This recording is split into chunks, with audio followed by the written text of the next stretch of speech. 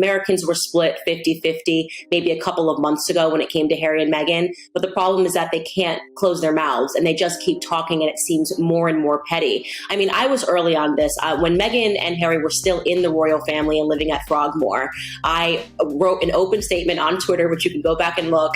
What if one of the most famous royal births of the modern era wasn't exactly what the public believed it was? What if the story the world celebrated was actually a carefully built illusion? For years, millions watched Prince Harry and Meghan Markle present Archie's arrival as a powerful moment of victory, about privacy, independence, and standing up to the strict traditions of the royal palace.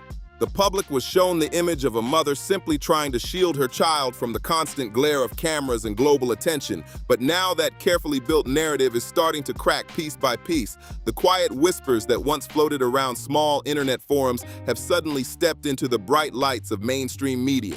Reporters, commentators, and curious observers are now asking the same unsettling questions again and again. At first, it sounds unbelievable, almost like fiction. The idea that a royal pregnancy could somehow be staged feels more like the storyline of a suspense movie than real life. Yet the voices raising these questions are getting louder and far more confident. Some claim they have receipts, pointing to alleged digital edits, strange photo details, and even speculation about artificial intelligence being used in media images. Okay, so on its face, I actually agree with that. I think that when people are being buried and where they're being buried and how their funerals are done, that is very private matter, okay? So objectively, I agree with what she's saying, okay? Others push even deeper theories involving possible surrogacy and hidden arrangements. Right now, the conversation is heating up fast, and the pressure around the story is building everywhere. Because this situation is no longer just about privacy. It's about whether global media narratives can be shaped, controlled, and carefully managed on a massive scale. At the center of this growing storm is a louder and louder wave of critics, including big names like Candace Owens, all pointing to contradictions they say are too obvious to brush aside. Once you line up the official timeline shared by the couple, especially details connected to Harry's own memoir, the story starts raising serious questions. For many people watching this unfold, the timeline just does not seem to fit together cleanly. Some of the claims being debated involve medical details that critics say feel hard to square with normal biology, recovery, and standard hospital experience. That is exactly why the issue keeps pulling in more attention from commentators, medical voices, and royal watchers. And once that question lands, why would anyone feel the need to blur the facts around such a major moment? The whole story starts opening the door to deeper suspicions about secrecy, image control, and powerful institutions protecting a carefully shaped narrative. And that is where this gets even more explosive.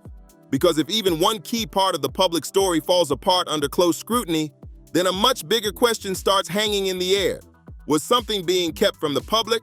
And if so, why was there such intense effort to keep everything locked down behind palace messaging and hospital privacy? For the millions who followed Harry and Meghan's journey from the start, that alone is enough to shake trust in a huge way. So as this deep dive begins, the polished photo ops and emotional interviews need to move to the side.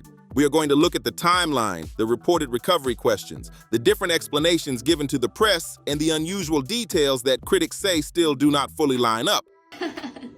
My name is Meghan Sussex now. Call me Meghan Markle one more time, Mindy fucking Kaling. I want my home to feel welcoming. Do you feel welcome? Does my soundstage welcome you? Mindy and I are such great friends, like besties. Like, I love her. Like, she doesn't know my name, but we're best friends. This storm around the story refuses to fade away, and many believe it will not settle until the full truth finally comes into the light.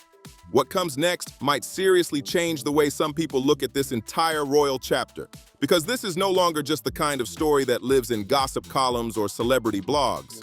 Critics say it is turning into a complicated web of contradictions that keeps growing harder to ignore with every new discussion and every new detail that gets examined. If you thought the story of Archie's birth was already clear and settled, some voices now say it might not be that simple. The picture that was celebrated around the world in May 2019 looked like a modern royal fairy tale.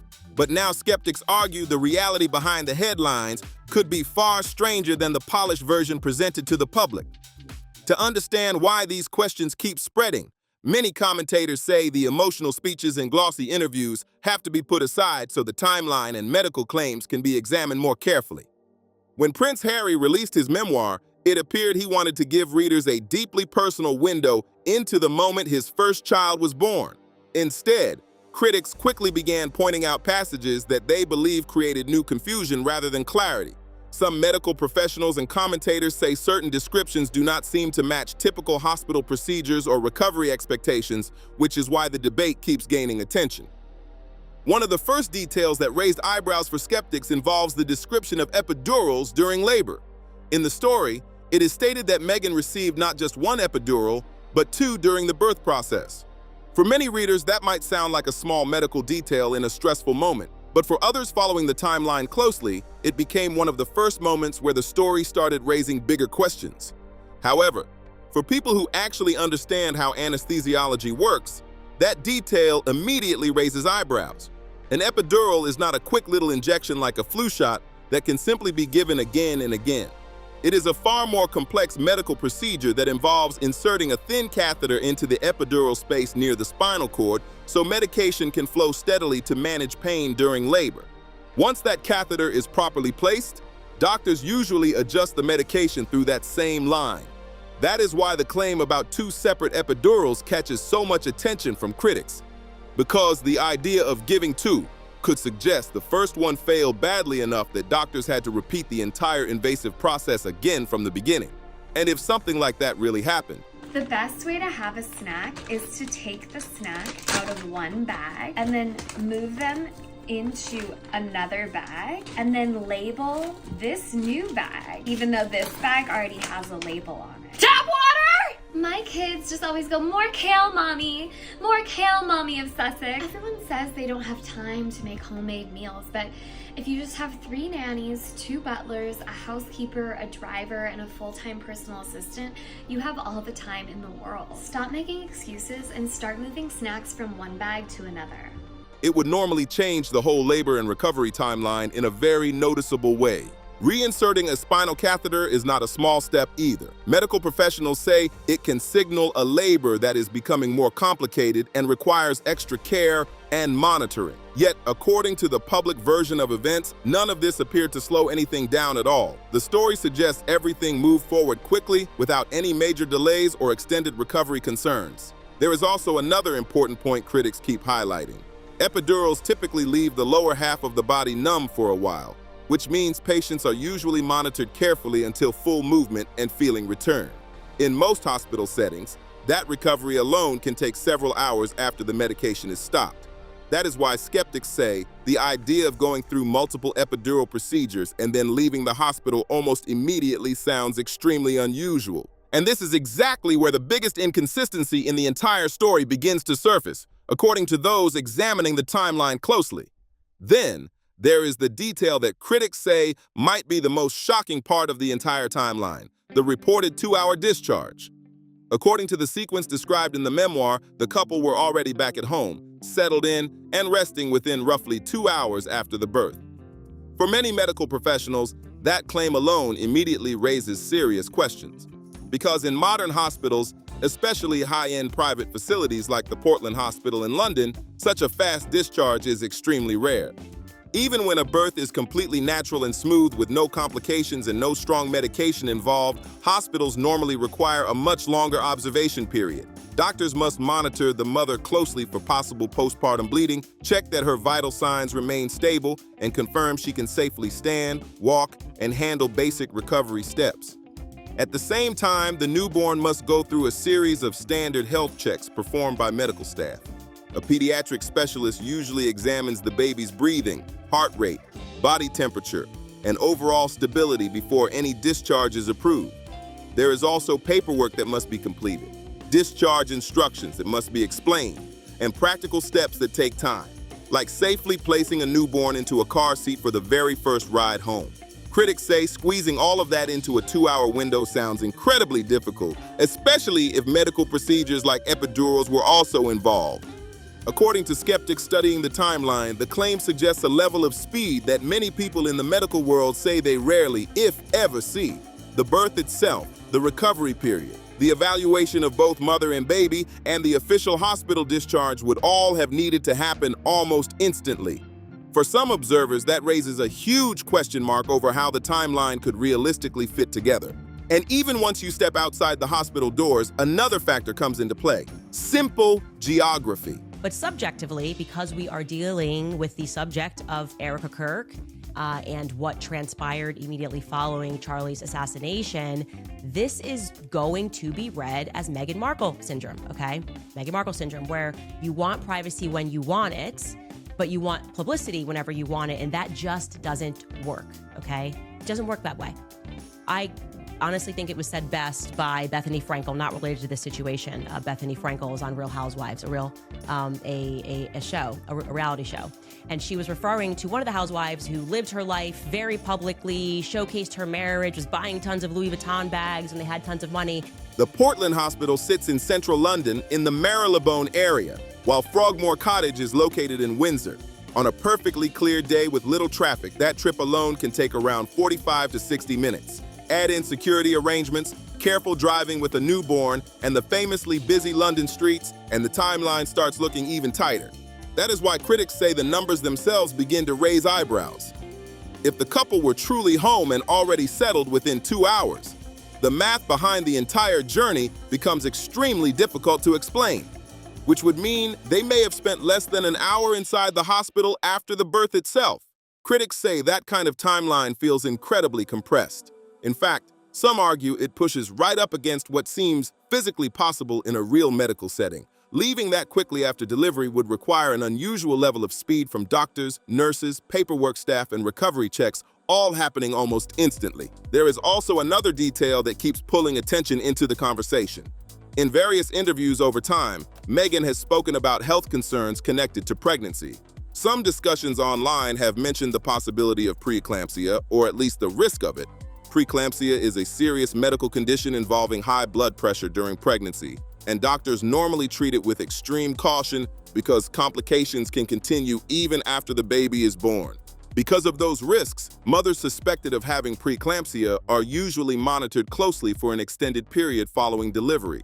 Medical teams often keep patients under observation to watch for warning signs like dangerous spikes in blood pressure or neurological symptoms. That is why critics argue that if there had been even a small concern about such a condition, an extremely fast discharge would raise major questions about standard medical safety procedures. So this brings the conversation back to the same puzzle many observers keep pointing out. Why does the public story include details that appear difficult to match with common medical timelines and hospital routines? When real birth stories are told, the medical steps usually follow patterns doctors recognize. But when certain elements do not line up with how recovery and hospital care normally work, it naturally leads people to look more closely at the details.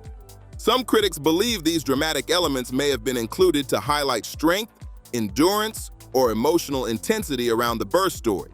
Yet instead of strengthening the narrative, they argue it created new confusion about how the events actually unfolded. When people compare the mention of 2 epidurals, the extremely quick discharge, and the long drive back to Windsor, the timeline begins to look less like a simple birth story and more like a sequence that many are still trying to piece together.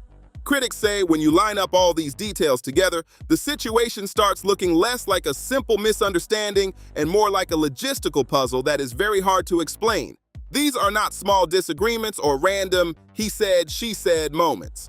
The concerns being raised focus on basic medical timelines and the way the human body usually recovers after childbirth. Many experienced mothers and healthcare workers point out one simple reality.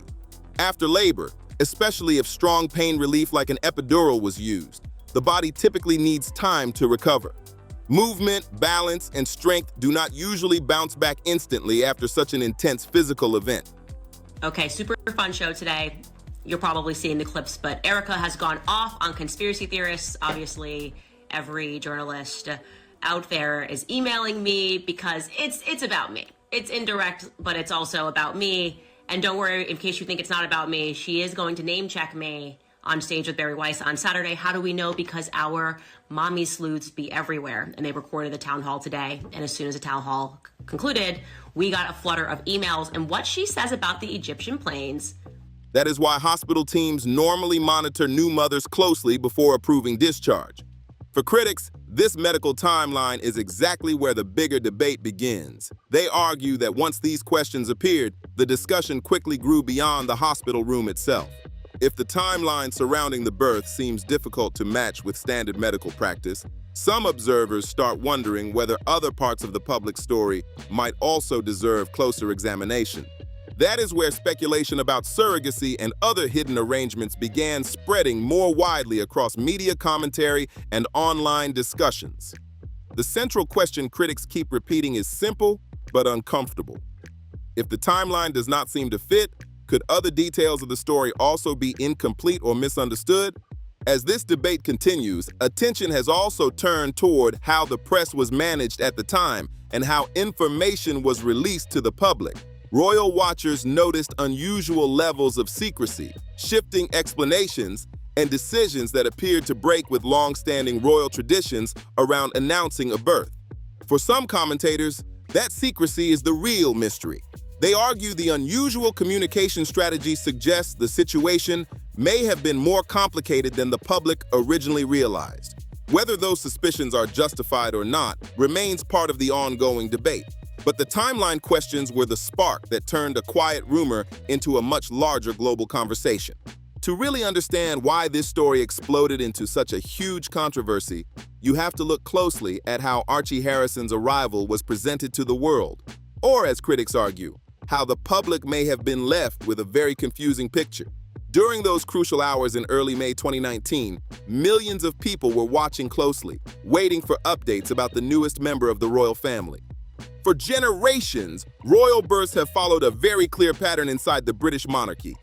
There is a long-standing rhythm to it, official announcements, careful timing, and strict protocols designed to keep the public informed while maintaining stability around the royal institution. It usually runs with the precision of a clock.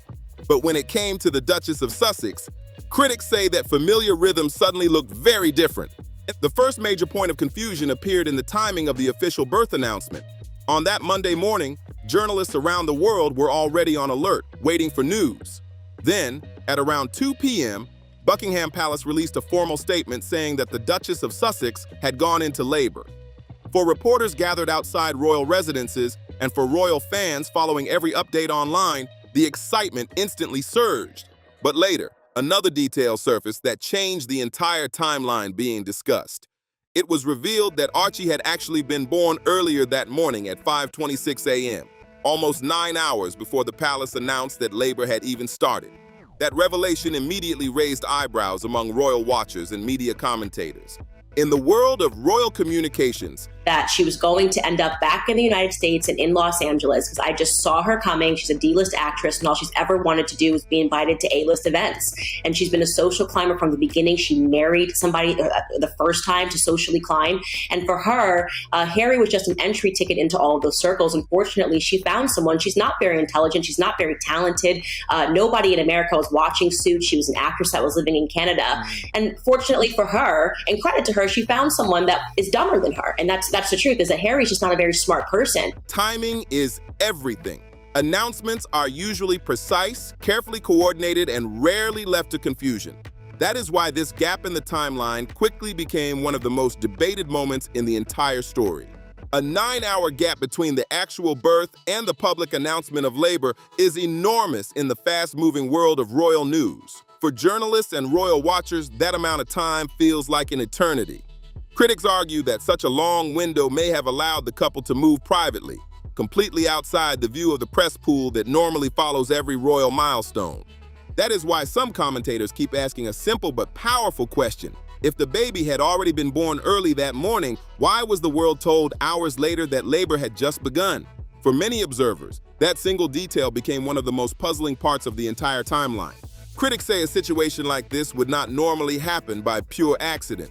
Royal communications usually involve careful coordination between palace officials and media teams.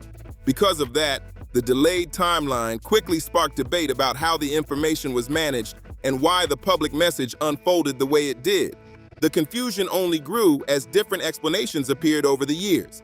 In one version, the secrecy was described as an effort to protect Meghan's privacy and give the newborn a peaceful start away from the intense spotlight. In another explanation, the focus shifted toward possible medical circumstances that made the traditional hospital steps appearance unrealistic. And then, in yet another account, some responsibility seemed to move toward the palace system itself, suggesting that internal dynamics played a role in how the announcement was handled. When stories evolve over time, critics say it naturally invites more questions. For many royal commentators, the shifting explanations became part of the bigger mystery. Each new detail added another layer to a story that people around the world were already watching very closely. As the timeline continued to unravel, royal watchers began focusing on another unusual moment that added even more mystery to the story. Traditionally, when a royal baby is born, the public sees a very specific sequence of events. There is an official announcement, confirmation from palace officials, and often a brief appearance that reassures the public everything is normal. But with Archie's birth, that familiar royal routine suddenly looked very different. Instead of the classic moment outside the hospital steps that the world had seen with other royal babies, the public waited and waited. Days passed before the Duke and Duchess finally introduced their newborn to the cameras inside Windsor Castle. The short photo call looked calm and controlled, but many royal commentators noticed how tightly managed the entire moment seemed. For some observers, that carefully staged appearance only added more questions to an already confusing timeline. Normally, the press pool documents the birth process from the hospital entrance to the first public appearance. This time, large parts of that traditional access simply did not happen. Supporters argued that the couple were simply modernizing outdated traditions and protecting their family's privacy in an era of intense media pressure. But critics saw it differently. To them, the missing steps in the usual royal process looked less like modernization and more like a carefully controlled narrative designed to limit what the public could actually see. Then there was the moment that many royal watchers still talk about today, the first public appearance with baby Archie. When Harry and Meghan finally stepped in front of cameras inside Windsor Castle, the atmosphere looked calm, polished, and carefully arranged. The couple smiled, spoke briefly to reporters, and presented their newborn to the world. On the surface, it seemed like a simple and joyful royal introduction. But the more people studied that appearance, the more questions began to circulate online and across media commentary. Observers noticed how limited the interaction was compared to past royal baby presentations. The photo call lasted only a few minutes. The press kept their distance, and the setting was tightly controlled inside the castle rather than in a hospital setting. Some commentators also pointed out small details that fueled even more debate. The way the baby was wrapped, the positioning during the photos, and the extremely brief nature of the event all became topics of intense discussion across social media and royal analysis channels. Supporters said the couple had every right to handle the moment differently and protect their child from overwhelming media attention. But critics argued the highly controlled nature of the reveal added yet another layer of mystery to a timeline that already had people raising eyebrows. By this point, the conversation had grown far beyond a simple royal birth announcement. For many observers, it had turned into a puzzle filled with missing pieces that the public was still trying to understand. When you step back and look at the entire timeline, from the confusing hospital details to the delayed birth announcement and the tightly controlled public appearance, it becomes clear why this story refuses to fade away. Each piece on its own might seem small, but when placed together, critics say the picture starts to look far more complicated than the fairy tale many people believed in 2019. Supporters of Harry and Meghan insist the explanation is simple. They argue the couple just wanted privacy during one of the most personal moments of their lives. In an age where every royal move is tracked by cameras and headlines, stepping away from tradition could simply have been their way of protecting their family. But skeptics continue to examine the timeline, the medical questions, and the unusual communication decisions that surrounded the birth. For them, the mystery is not fully solved, and the debate over what truly happened during those critical hours is still very much alive. What we do know is this: the story of Archie's arrival sparked one of the most intense royal discussions of the modern era. Whether it was a misunderstood timeline, a break from tradition, or something far more complicated, the conversation continues to capture global attention. Now we want to hear from you. What do you think really happened during those crucial hours? Share your thoughts in the comments below. And if you enjoyed this deep dive, make sure to like the video, subscribe to the channel, and share it with others who follow royal stories. Your support helps keep these investigations going.